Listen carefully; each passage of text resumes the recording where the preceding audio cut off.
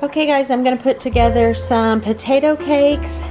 All you need are some leftover mashed potatoes that are cold, and black pepper, some salt, and some flour. And so this is self-rising flour. I don't really think it matters one way or the other. And then I just use a little water. So mine is like the plainest, Janus version of potato cakes that you probably would ever find. You can put tons of stuff in them to flavor them up however you want, cheese, onions, whatever. But I make them like my mom made them. It's pretty plain. So, and then you just fry them up. So I'm gonna put these together and I'll show you as they are frying up. Okay, so my potatoes are kind of stirred together with salt and pepper, and potatoes do need a good bit of salt. Don't over salt them, but you need some salt in there for sure. And then this is probably about a half a cup of flour. And I'll probably use about a half a cup of water. Just stir them together. You don't want them to be real loose, but you just kind of use the water and the flour to make a paste. And it holds them together so you can fry them. So I'm gonna add my water to them in just a second. Right now, James is filling up one of the reservoirs that goes to our humidifier. And so that's the water you hear running in the background. It has 2 of these, and it's just nice to keep your house a little more humid in the winter time. It keeps your skin from drying out as much, and it helps if you've got a little nagging cough. So that is what he's doing right now with that. All right, the key for really frying about anything is just don't turn it over too soon. Make sure it has a good crust on the bottom of meat, or in this case, potato cakes. You just kind of want to have a crust on the bottom that kind of keep it from falling apart. So you can tell some of these are looking like they're ready to turn over. So that's what we're gonna do. Oh my goodness, perfect, perfect.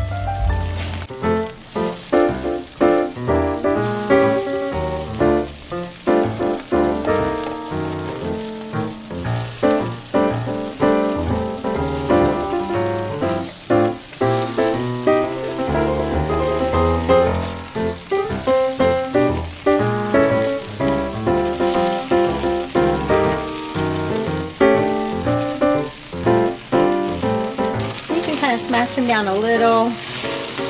You want the insides to, of course, be warmed all the way through.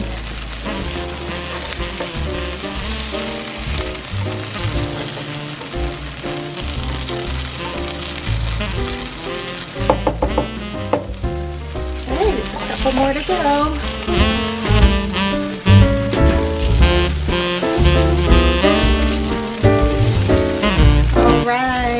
Yes, yes, yes. And then another thing, sprinkle these with salt as soon as they come off the heat while they're still warm. Yum, so good. We just eat these plain. We don't eat them with anything else, but you could. You do ketchup, I guess, or sour cream, or I don't care. I mean, I don't know, whatever your little heart desires. So, potato cakes, yum, yum. All right, here is some of the potato cakes that have been taken off. Some of the potato cakes have been snacked on. But that's what they look like on the plate here. Just want to put them on paper towel to absorb the excess grease. Honestly, bacon grease. That's what I fried these in.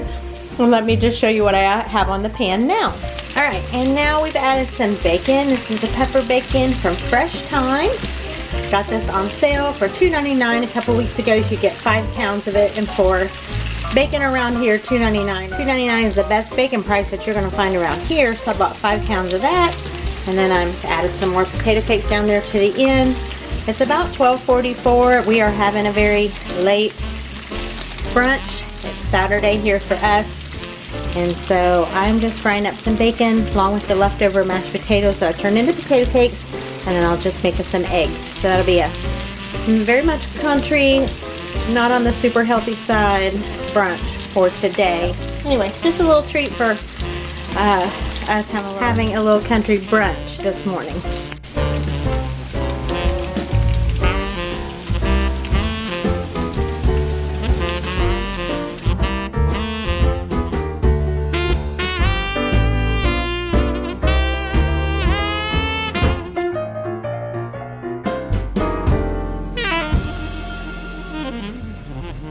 Here is the breakfast plate. 2 fried eggs, a big old mess of bacon. That's really like, I think 3 pieces.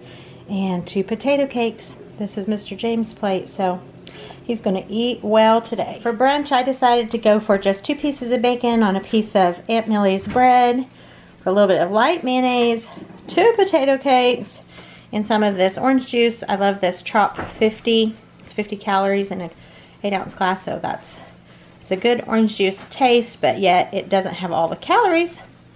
So that's what I'm having for brunch. All right, here's our wood burning stove. We heat with this in our house through the winter time. We also have a furnace, of course, but we try to heat a lot with wood in the winter. And this was full from the last few weeks of burning wood, and James has just almost finished cleaning it out. And this is a big Mac Daddy wood stove. It does separate our room right in half, so it makes furniture placement challenging because of that, but we do enjoy having it. I'm trying to decide if I want to paint all the brick or not, so I'm going to probably give myself to spring to decide on that. We did totally remodel this room, and I'll tell you about that in a couple days. That'd be a good way for me to use 12 days of Christmas as part of my little vlog series. But anyhow, back to the stove. I'm going to show you here what he uses to clean this out. He bought this last year. So this is really a nice trick, and it may be something you would want to purchase if you have a wood stove or a fireplace. So I'll show you that here in just a second.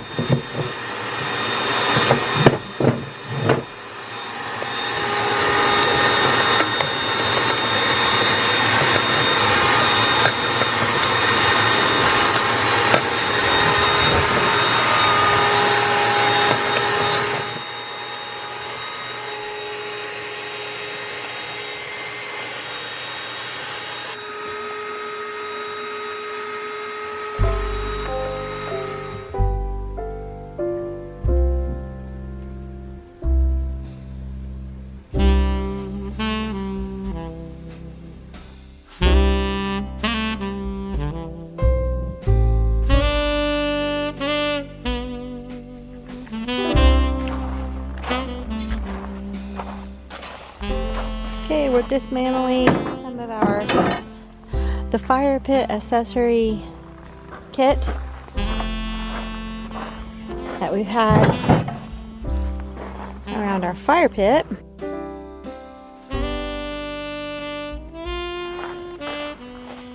In anticipation of snow and whatever else is going to come along the pipe. It's been in the 40s, a couple evenings lower than that, maybe in the 20s at night, but not too bad. Our shelter becomes more of a useful place rather than just for looks or parties or get-togethers. It becomes more functional for chopping wood with the wood splitter, or splitting wood rather with the wood splitter, and then chopping wood, and just kind of a dry place to be when you're outside in the winter months. We're going to get the big smoker pulled in, just kind of get a few more things wrapped up before the winter time comes. Okay, so we have 1 wagon load here. It's going to go up to the barn. Tables, cornhole, some old antique saws, part of our solar panel for our electric fence, and just some old sort of no good really chairs that we don't mind being out here. And we have Lucy. She is the foreman on this job. So we got 1 load ready to go. The things that we want pulled into the center of the shelter, of course, are kind of there and tidied up. Like I said, this becomes more functional than pretty necessarily, although stacked wood is beautiful. And this whole shelter is just full of fun things that we've collected at antique stores, and many things passed down. Okay, so everything is kind of tidied up and buttoned up. We got all of the equipment that goes with our fire pit for cooking all packed up. The big smoker's pulled in. This is wood waiting to be split, and that whole section right there will be full before you know it. And yeah, so everything's just kind of tidied up and ready for cold weather. The last thing we're going to do here is run some stuff up to the barn. We've cleaned out the wood stove today. You see some ashes blowing around, probably from that. It's just been a productive day. It doesn't feel bad out here today. Alright guys, for the 12 days of Christmas, we are keeping it fancy with our hefty foam plate. I am having a small little bowl of potato soup left over from a church event last night. And then this is one piece of bread with some pimento cheese spread on there. Love that.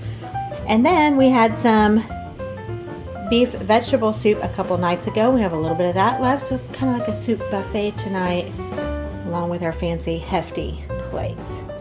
Yes, it's going to be delicious. That's what's for dinner tonight. Alright guys, that wraps up today's video. This is video number 3 of the 12 days of Christmas. We are counting it down. This was just kind of a day in the life, just showing you what we did around here at our house today. I appreciate you coming back and watching these videos. If you haven't subscribed, hit the red subscribe button, and I'm going to be showing you my home tour here in just a couple days. I gave you a little sneak peek of my Christmas tree. So come back if you want to see the whole home tour. And again, thanks so much for watching. I hope you're enjoying this. We're having a good time, and I'll just see you tomorrow.